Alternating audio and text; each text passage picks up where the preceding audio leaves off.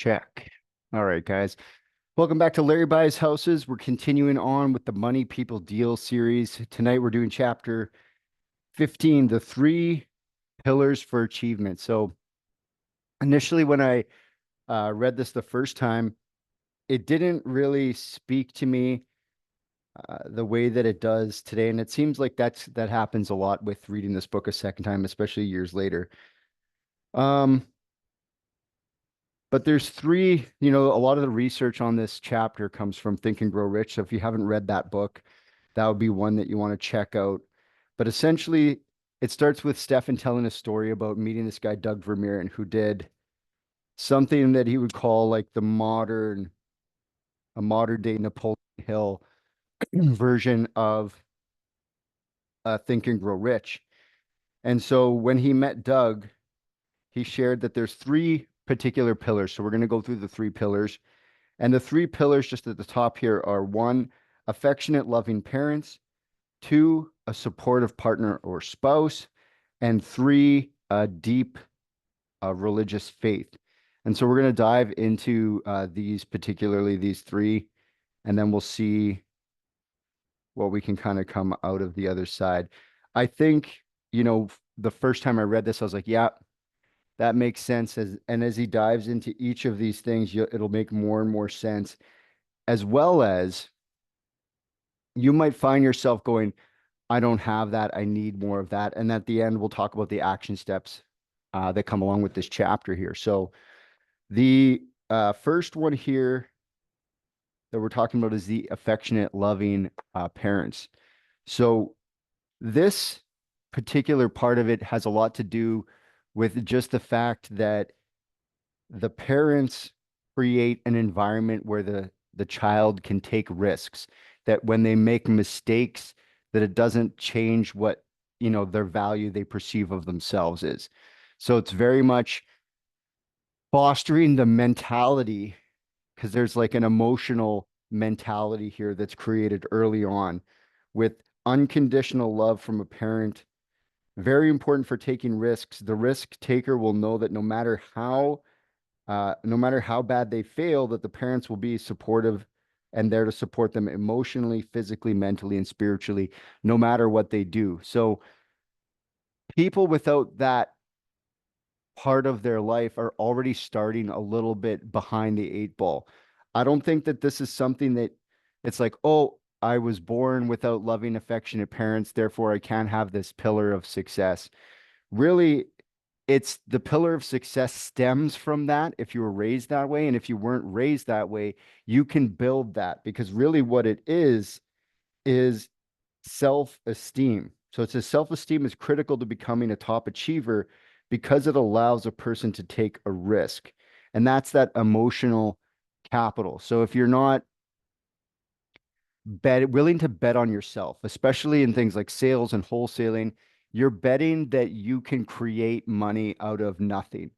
A lot of people just don't think they can do it. And it's, been beat to death. But whether you think you can or you think you can't, you're right. And that's exactly where that self-esteem comes in. Because if you think you can do impossible things, you're much more likely to do impossible things than if you are doubting yourself already. So that affectionate, loving, parents thing definitely helps. But when you look at it, that's something you can cultivate over time. And if you're a parent, take note to that, because people with abusive parents or absent parents have a depleted emotional bank account and will have a much harder time taking risks. That's where that unconditional love is. You can't be, necessarily beating your kids down for what it is that they do. They're just kids. That's supposed to be the test environment anyway. So, step one, we understand that self-esteem is critical for taking risks, because to become a top achiever, you're going to have to take risks. If you're not willing to take risks, then you're going to have a really hard time becoming a top achiever. Let's see, can I pull this off? So what do we have here? Oh, –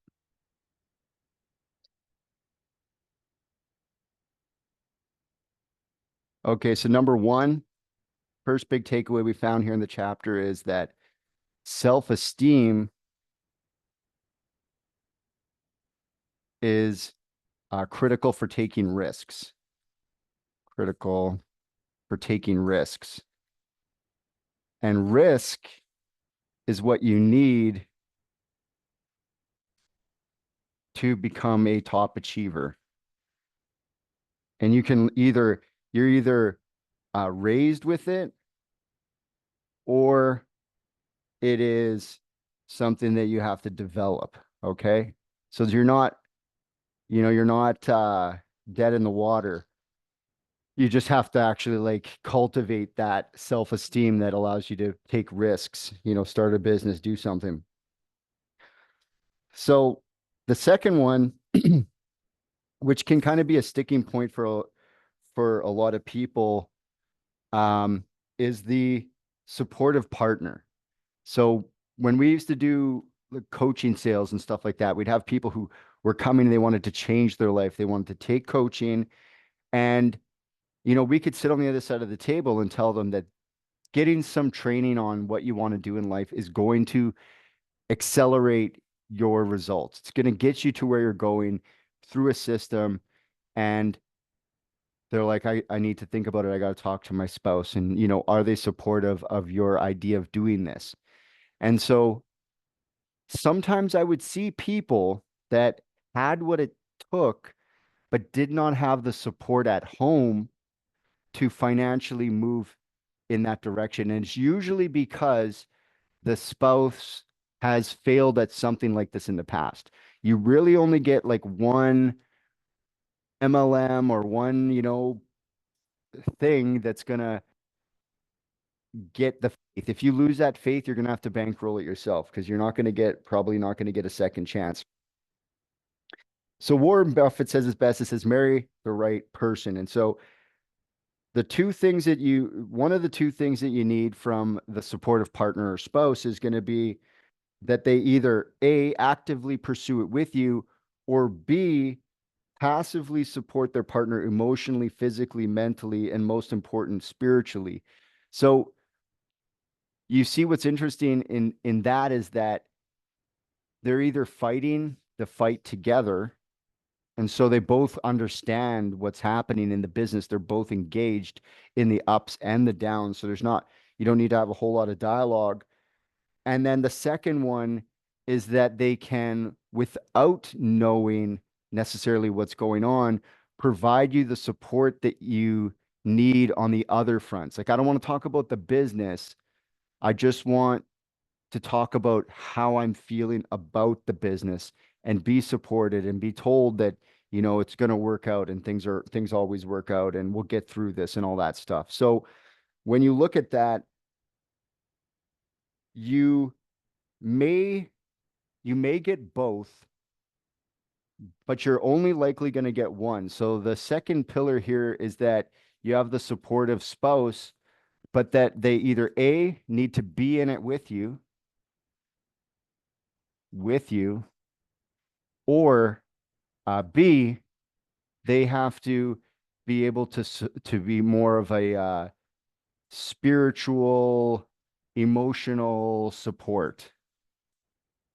Because sometimes, especially for me, there's been periods where, um, what did I write here? Supportive spouse or partner.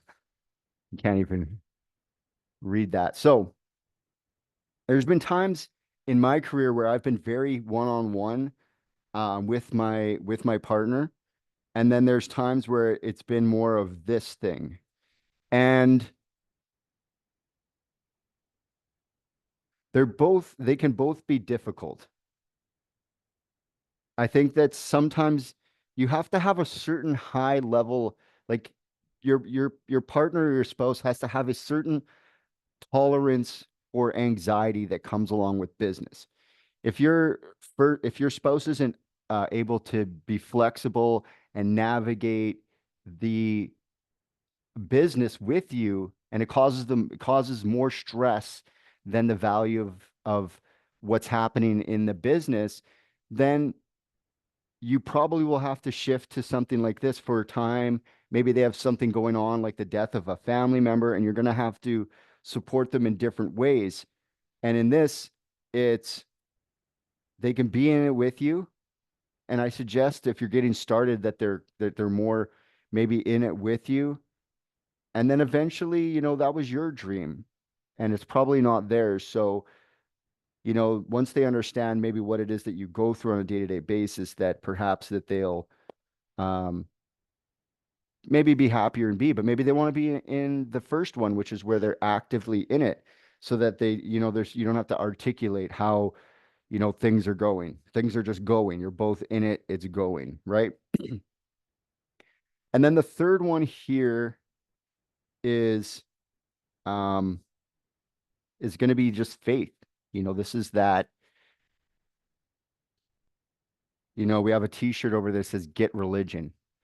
Um the third quadrant really is faith. Faith that one, in yourself. It's a little bit, you know, obvious that you have to have faith in yourself as we come back up to one, but really it's a faith of the, as Stefan puts it in here, that the improbable and impossible and unimaginable can be believed into existence, talking about the ether and talking about vibrations and talking about that general faith, because you will start to operate a particular way when you have that particular faith. And there's a there's a rapper, I can't remember, he said, you have to be delusional. If you're not a faithful person, you have to be delusional in yourself until it pays off, and then you won't seem so delusional. But it's almost that you're like having faith in yourself and the process, and that you're going to get what's coming to you. There's Andrew Tate where he's always saying, if you really tried your hardest, you can't fail. And if you failed and you tried your hardest, then there's no shame in that. But when you really look at your failures, did you try as absolutely as much as you could to get the result? Or did you do maybe only what you knew? Maybe you tried your hardest, but you were missing the piece of education or a mentor to tell you you're right and to take that step and to actually go forward and do whatever it is. You're like, I'm not sure about this marketing campaign, the sales campaign. So what I'm going to do is I'm going to not do it. I'm unsure if it's going to be successful. But if you had like a coach or a mentor or someone in your network that you're networked with for your masterminding portion of your business, and they said, that's a great idea, run with it. And it turns out to be a great idea and you make a ton of money. But that faith that it's going to happen is really important here in delusional things like, what if it worked out? But what if? Lawyers spend a lot of time on the opposite side of faith and delusion. They're the pessimistic position, especially within real estate. They're like, well, what if the deal doesn't go the way you want it to go? Great. And that's why we have to be so faithful and delusional and have that supportive background and family and that self-esteem that, even if it all blows up in our face, we're still going to make it out successfully, right? And so at the end of the chapter, it does say there's a warning here, and I'll read it in full. Although faith can be extremely powerful in the positive sense, faith itself is a double-edged sword.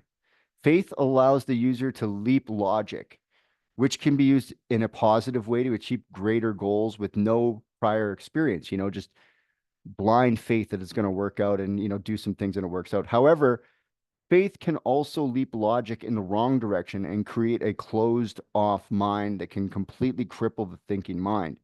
Use faith wisely and consider the cause and effect of such wildly powerful tools. As the label often reads on potent substances, read the manual, consult a professional, and use with extreme caution. So now that we understand that these are the three pillars here: faith, um, that supportive spouse, and the self-esteem, so that you can take risks. Ultimately, taking risks being supported to take those risks and being delusional about those risks is really what's going to push you forward, because that's the edge against people who first just doubt themselves. They doubt themselves, and when they doubt themselves, they doubt the process. It falls apart. So here are the action steps for this week. So it says, take a moment to compile an inventory of your life and your support system. Ask yourself, which parts of this system do I have today, and which parts are lacking? Find ways to strengthen your deficiencies and create stronger relationships. In the end, no one succeeds alone, and great relationships can make the difference between wild success and crushing defeat. Like grass, relationships require watering and maintenance. Take care of your relationships, water them, fertilize them, manicure them. That's interesting. Manicure them, trim them, trim them off, and watch them grow. Consistently be mindful of your support network. Treat your support network better than gold, and your results will be startling. So, very interesting chapter number 15. We're going to keep going. We've got some interesting stuff coming up in the new year to talk about as we go into 2025. So, as you're looking into 2025, how's your self-esteem? Are you willing to take risks? We're in a very, very heavy gig economy here. And are you willing to take the risks to get that extra bread that's out there? Do you have a supportive spouse to maybe like take a little bit of the load off so you can spend a little bit more time doing some of the side hustle? Or maybe you guys can spend some of your free time together trying to hustle, some more in the business or another business. And then three, just get religion, whatever it is, have a faith, something above you that allows you to navigate what is, traditionally considered impossible, improbable, incomprehensible.